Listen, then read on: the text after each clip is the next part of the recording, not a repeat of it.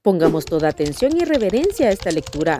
Al final encontrarás un comentario bíblico y algunas preguntas para ver qué tanto asimilaste. Hechos 6. Elección de 7 diáconos. En aquellos días, como creciera el número de los discípulos, hubo murmuración de los griegos contra los hebreos de que las viudas de aquellos eran desatendidas en la distribución diaria. Entonces los 12 convocaron a la multitud de los discípulos y dijeron: no es justo que nosotros dejemos la palabra de Dios para servir a las mesas. Buscad pues, hermanos, de entre vosotros a 7 varones de buen testimonio, llenos del Espíritu Santo y de sabiduría, a quienes encarguemos de este trabajo. Y nosotros persistiremos en la oración y en el ministerio de la palabra. Agradó la propuesta a toda la multitud y eligieron a Esteban, varón lleno de fe y del Espíritu Santo, a Felipe, a Prócoro, a Nicanor, a Timón, a Pármenas y a Nicolás, prosélito de Antioquía, a los cuales presentaron ante los apóstoles, quienes orando les impusieron las manos. Y crecía la palabra del Señor, y el número de los discípulos se multiplicaba grandemente en Jerusalén. También muchos de los sacerdotes obedecían a la fe. Arresto de Esteban.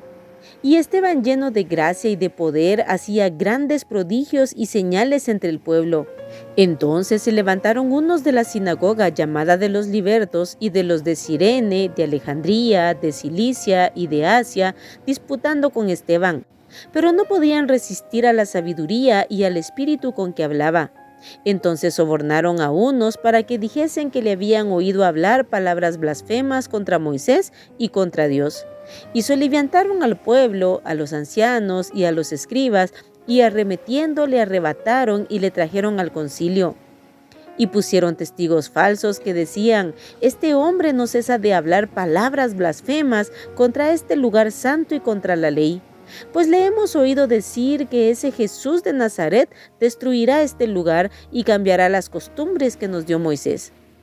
Entonces todos los que estaban sentados en el concilio, al fijar los ojos en él, vieron su rostro como el rostro de un ángel. Hay varios puntos en los que quiero enfatizar en este día. Podemos ver que la iglesia perfecta no existe, ni siquiera aquella iglesia primitiva llena del Espíritu Santo con los apóstoles presentes, porque la iglesia está formada de humanos imperfectos. Donde hay humanos, hay imperfección. En el versículo 1 vemos que hubo murmuración y división entre ellos. Así que si en tu iglesia ocurre esto, que sin duda ocurrirá, no te confundas. Por eso el llamado en muchos pasajes bíblicos es a soportarnos y perdonarnos unos a otros. Por ejemplo, en Colosenses 3:13 en adelante dice: soportándonos unos a otros y perdonándonos unos a otros. Si alguno tuviere queja contra otro, de la manera que Cristo os perdonó, así también hacedlo vosotros. Y sobre todas estas cosas, vestíos de amor, que es el vínculo perfecto. Y la paz de Dios gobierne en vuestros corazones, a la que asimismo fuisteis llamados en un solo cuerpo, y sed agradecidos. Solo el amor nos llevará a no ser parte de esas contiendas, divisiones, problemas, chismes, murmuraciones, etc. En Romanos 12:13 dice que si es posible, en cuanto dependa de vosotros, estad en paz con todos los hombres. Número 2. Los 12 estaban completamente entregados a la oración y la palabra.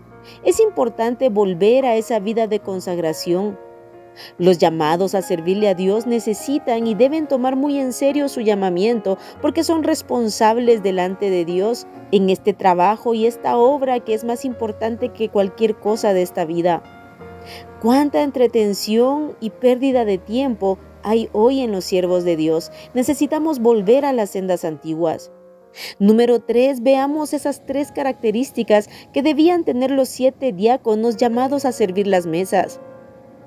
Buen testimonio, llenos del Espíritu Santo y llenos de sabiduría. Aquí vemos la altura de la iglesia primitiva.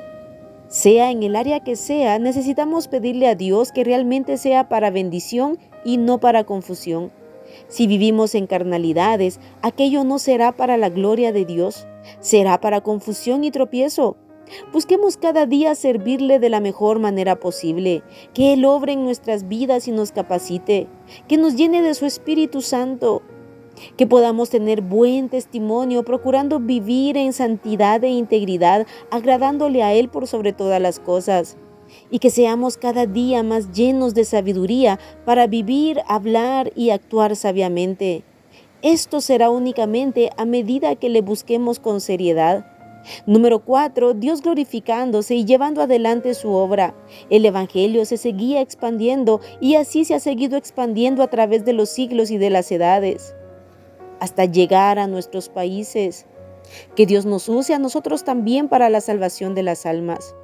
Número 5, Esteban, uno de los diáconos, estaba lleno del poder de lo alto y no se limitó a servir las mesas. Predicaba con el poder y la unción y Dios lo usaba y lo respaldaba con señales y milagros. Él fue acusado de blasfemia y a pesar de que su rostro fue como el rostro de un ángel delante de ellos, ellos no creyeron.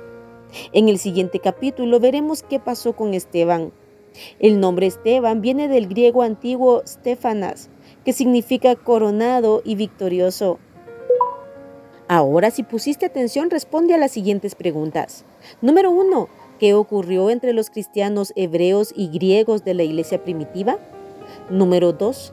¿A cuántos hombres buscaron para que se encargaran de servir las mesas? Número 3. Menciona por lo menos a 3 de los escogidos para servir. Número 4. ¿Qué hicieron los apóstoles cuando los presentaron ante ellos? Número 5. ¿Qué hacía Esteban aparte de servir las mesas? Número 6. ¿Para qué fueron sobornados algunos hombres? Número 7. ¿Cómo vieron a Esteban cuando fijaron sus ojos en él? Y número 8. ¿Qué significa el nombre Esteban? Aquí terminamos el capítulo 6 del libro de los Hechos. Si lees 2 capítulos diarios del Nuevo Testamento, terminarás de leerlo en 6 meses. Apartemos todos los días tiempo para orar y meditar la palabra de Dios. Que Dios te bendiga.